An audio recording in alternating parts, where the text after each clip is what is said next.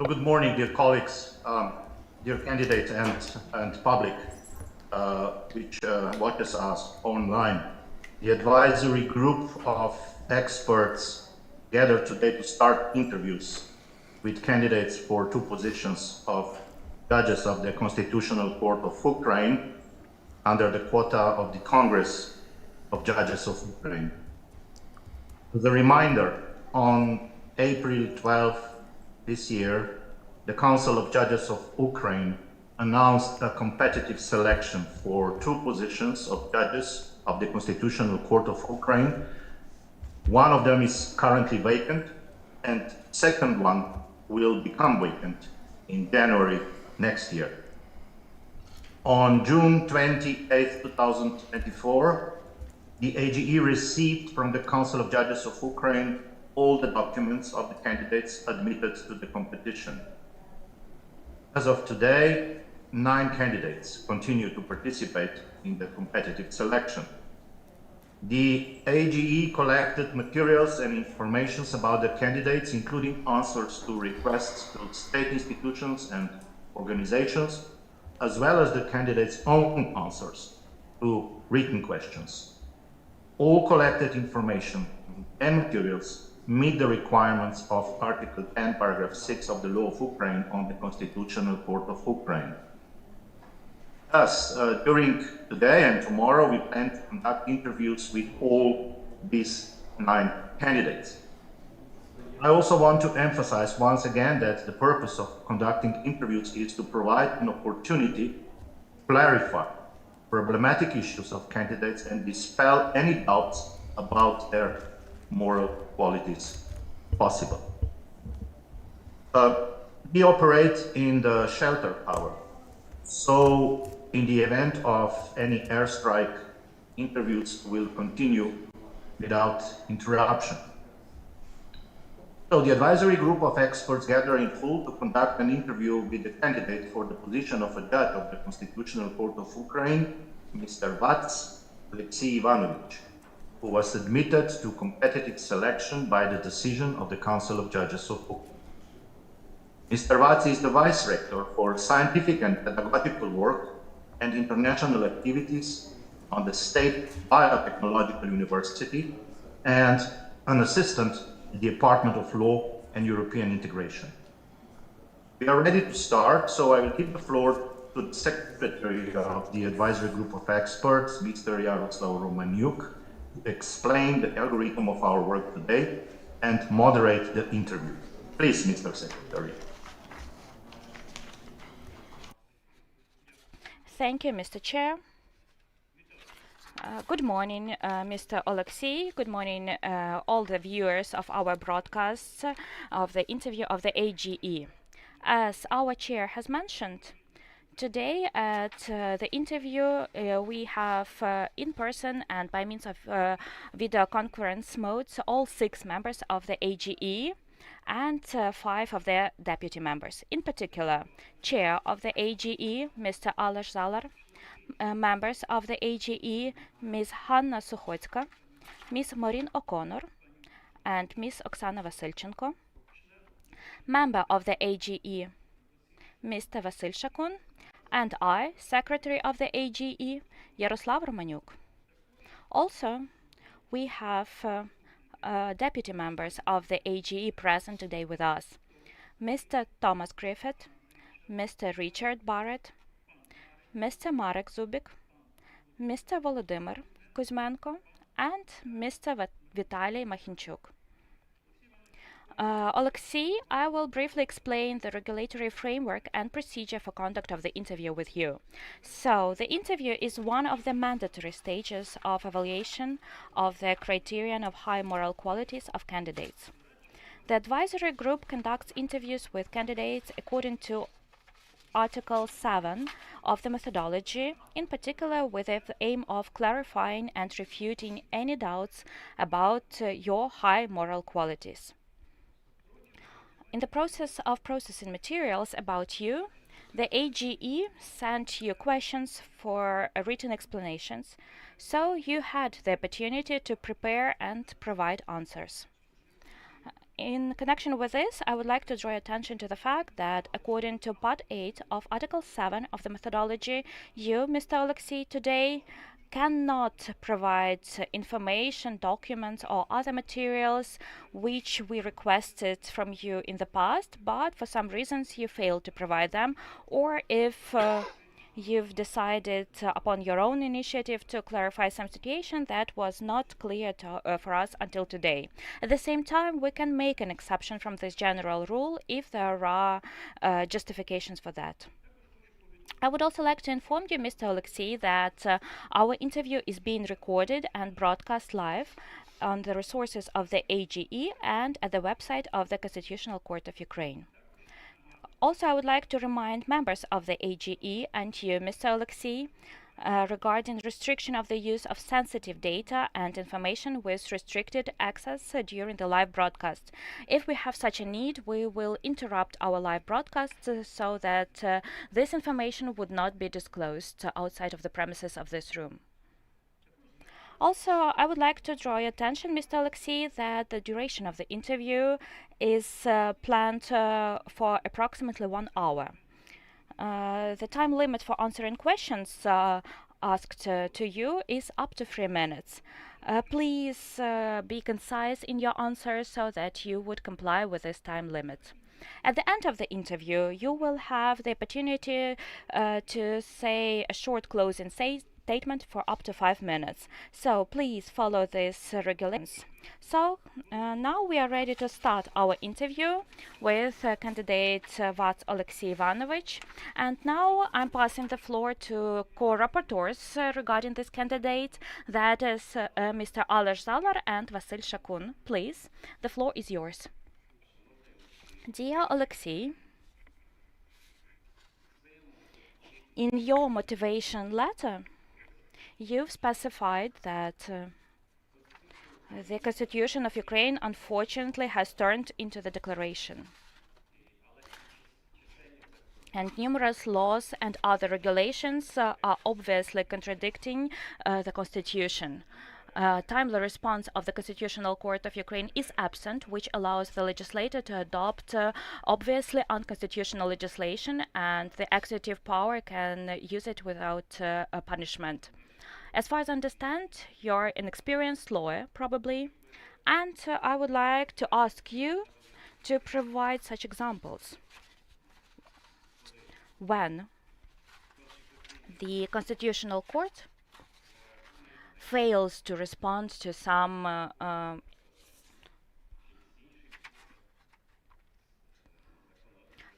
laws or regulations which, in your opinion, fail to comply with provisions of the Constitution. I've provided in my explanations the interpretation of this motivation statement, and I've provided specific examples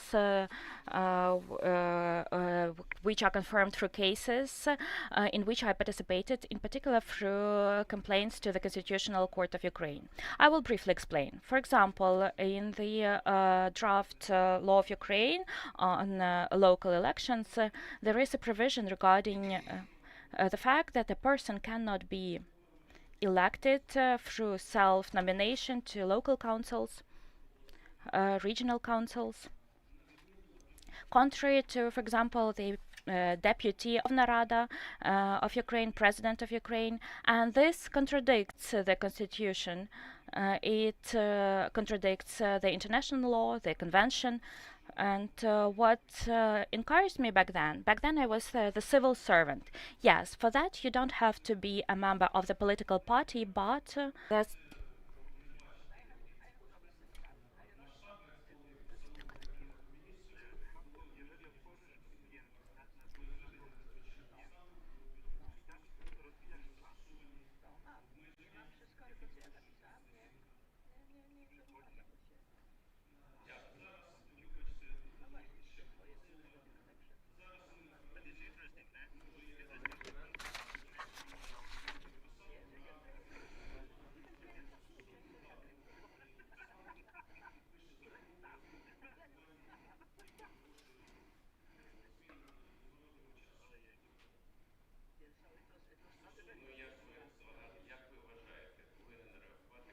So, in your opinion, how should the Constitutional Court respond to all of these things? As I've pointed out, it requires, first of all, the legislative changes and amendments regarding activities of the Constitutional Court of Ukraine. Okay, thank you. Our next question. Dear candidate, we have to interrupt due to technical reasons because we have no technical opportunity to continue the video broadcast with.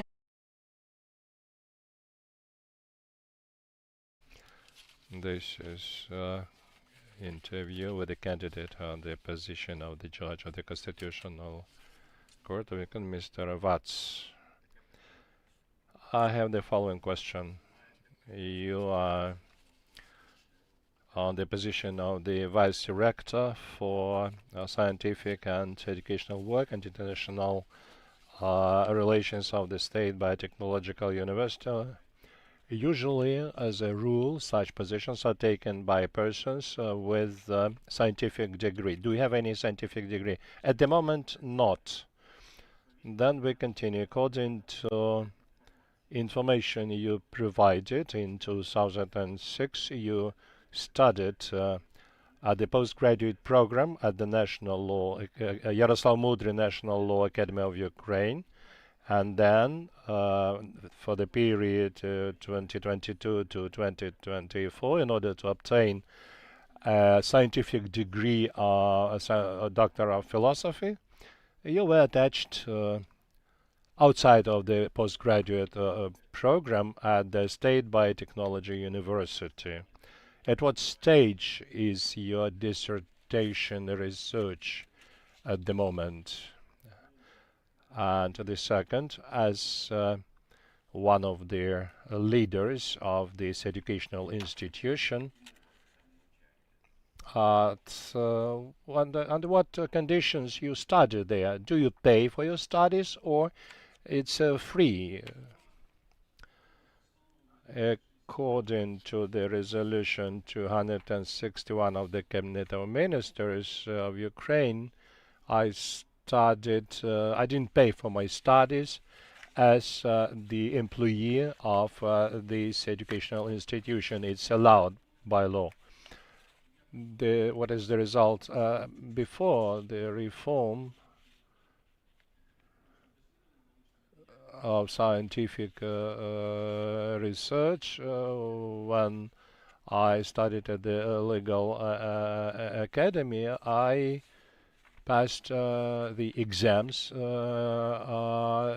which were necessary in specialty, philosophy and foreign language. Unfortunately, within 5 years term, I didn't manage to move further, but now, according to the legislation, if there is a permanent scientific council and if there is a dissertation material, I can get to the defense of my dissertation, but at the moment I'm not yet ready.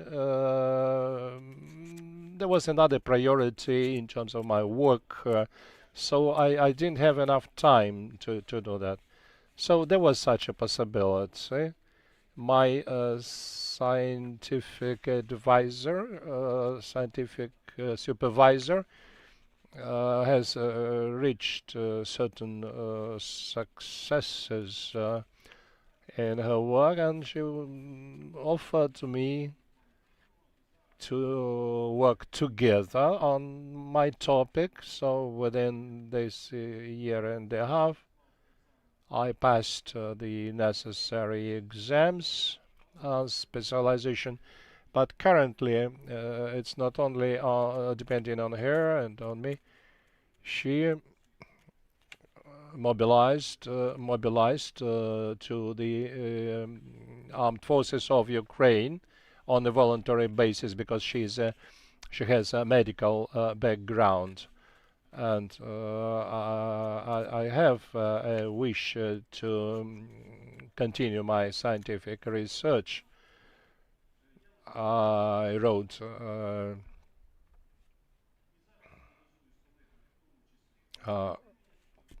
I together with the colleagues from the Legal Academy, consulted with them, and then I decided to continue my scientific work. Please keep to the regulation of 3 minutes answering the questions. Try to be concise. And do you have any scientific publications? I had a topic on at the Biotechnology University,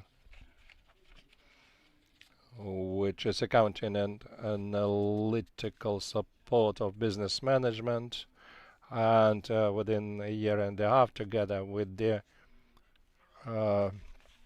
chair of the Department of Accounting, we published the article on retail accounting, and together with assistant associate professor Yancheva, also we published another article on those were the publications in the framework of scientific conferences.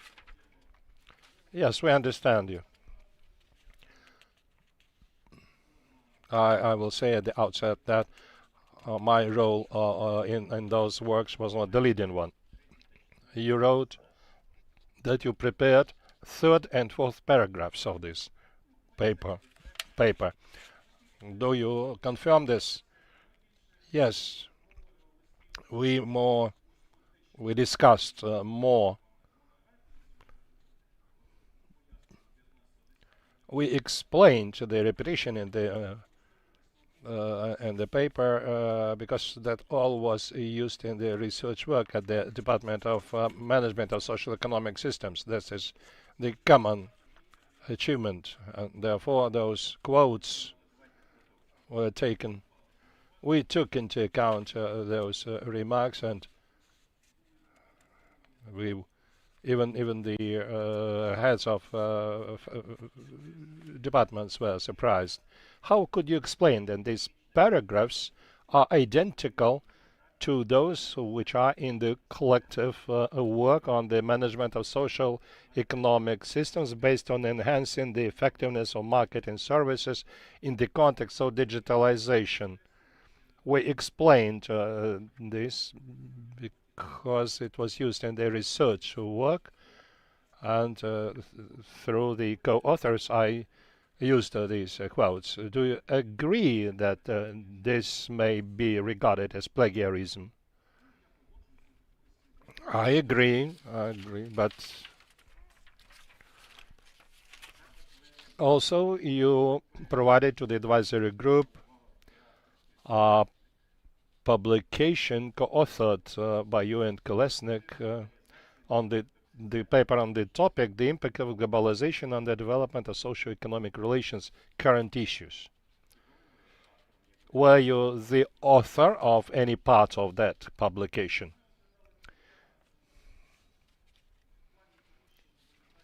In a sense of globalization impacting the activities of trade unions, like in the previous publications, because I had practical experience in the area of control and taxation. Also was engaged into labor law because I had some hundreds of employees subordinated to me, so I was well acquainted with those issues. And my colleague is from the department where the Department of Law and European Integration. They deal with globalization in a sense that globalization is limiting.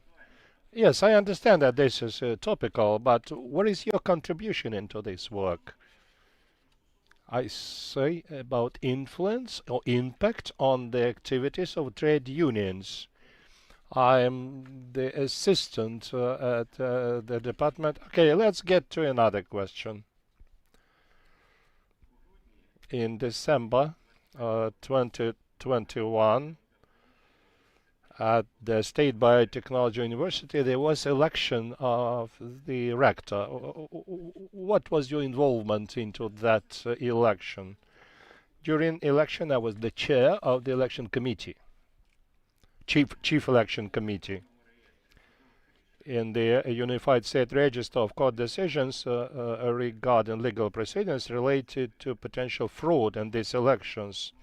And there is such information. Also, additionally, the media has reported on your involvement in possible fraud during these elections. How do you comment on this? I directly participated in working on administrative case in Kharkiv Administrative Court and the Second Appeal Court as a representative of the State Biotechnology University about the results of the election and complaints about the elections. There were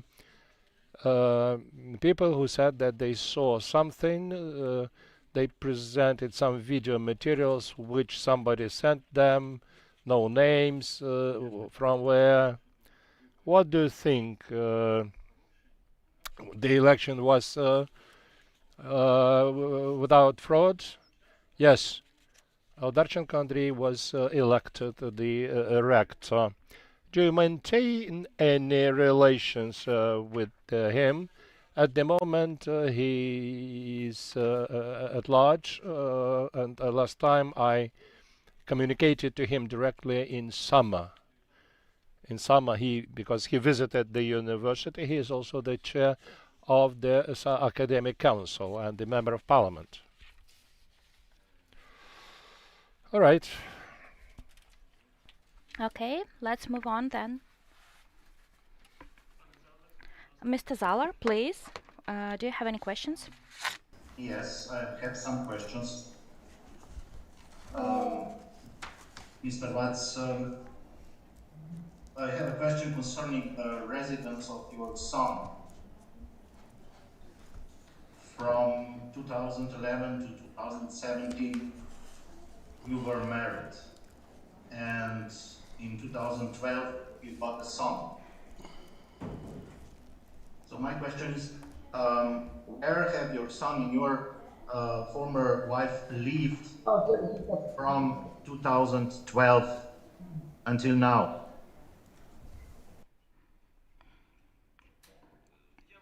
I'm sorry.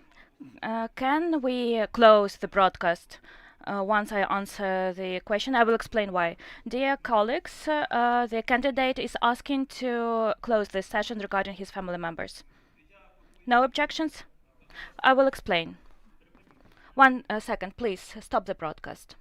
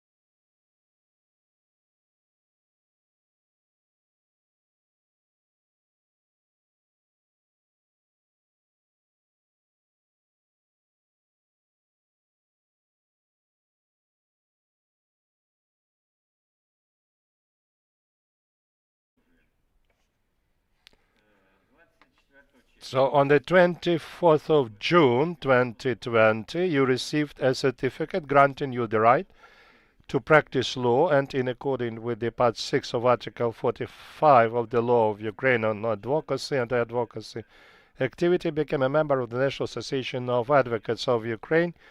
Why is this membership not reflected in your declarations for the years 2020, 2021, and 2022? Since the National Anti-Corruption Agency issued the explanation on this issue, though in the law there is a norm that we all are members of the Attorneys or Bar Association, I answered absolutely openly when I filled the declaration. Since what time they indicated that point in the declaration, I don't know. Maybe I made a mistake and it was no property harm. I didn't want to harm anyone. This is not the first case when you forget to declare something. There is another question. In 2015 and 2016, your mother was registered and lived in your apartment. Why did you not declare your mother's right to use your apartment in your declarations for 2015 and 2016? A number of times I indicated in my explanations that according to the explanation from National Anti-Corruption Agency and law against corruption, my mother those years didn't leave at the last month of the reporting period and more than 180 days because she was on a lengthy treatment and visited her relatives and there was no intention from my side. Also, my mother was registered. It would be the sense for me to indicate that he used that apartment. I based on the explanations, and once again I would say that I didn't hide anything in my declarations. But you still state and provide such proof that your mother needed outside support which you provided to her. How could you provide such support to your mother if she almost never lived with you? No, she lived for half a year and she was at the hospitals and also she visited her family who helped her. Those are her sisters, and I visited her and she was able to move, so it was in 2017, and the outside support, she was able person, she was able to serve herself. If she was at the medical institution, where was your participation in looking after her? If I look after a person, the ambulance cannot take her out. Or you visited Crimea in 2015 and 2016 a number of times in order to see your son. Also in 2017, you informed the court about a concrete place of residence of your wife in Crimea, but in the declaration you didn't indicate this place of residence, citing that you didn't know that. How could it be possible? I will cite the decision of the court about the divorce. It is said in Crimea. There is no address indicated there. She was registered at the time of marriage with me at Volodarsko Street. This is the apartment of her mother, who has already passed away. Where she lived physical that time, I don't know, and I have no documents. So indicating her right to use, I had no grounds in order not to deceive anyone. But I had to indicate her as a member of a family before the divorce, according to the law. But that was one of the circumstances that I knew that this family would not exist anymore, and I divorced her. Are you a member of any political party? I've never been. But you ran for Kharkiv city council from Servant of People political party. Yes, you were not member of that party. I indicated before that I was delegated by the party to the candidates, but for this it's not necessary to be a member of the party. And the last question I want to ask you, what do you think? Would it influence you such a situation if you are elected the judge of the Constitutional Court, that your wife and son, ex-wife, citizens of another country, would it impact your decisions taken at the Constitutional Court? From my side, it would not influence me. I have already indicated that the child is kept as a hostage. This does not depend on my will. Nobody asked me about the citizenship of the child. I terminated all official and non-official relations. Do you have any questions, Mr. Zaller? Okay, no questions. Maybe other members of the AG have any questions, Ms. Sukhodska? No questions. Ms. O'Connor? Ms. Vasilchenko? Okay, in this case, Mr. Oleksii, now you have the opportunity during up to 5 minutes to say your closing statement. Please, the floor is yours. Thank you so much for the opportunity to take part in the interview. At once, I would like to apologize for my emotional character, because that is the tragedy, and I wish no one to have this tragedy that I faced and that I continue facing now. That is the personal tragedy that I have.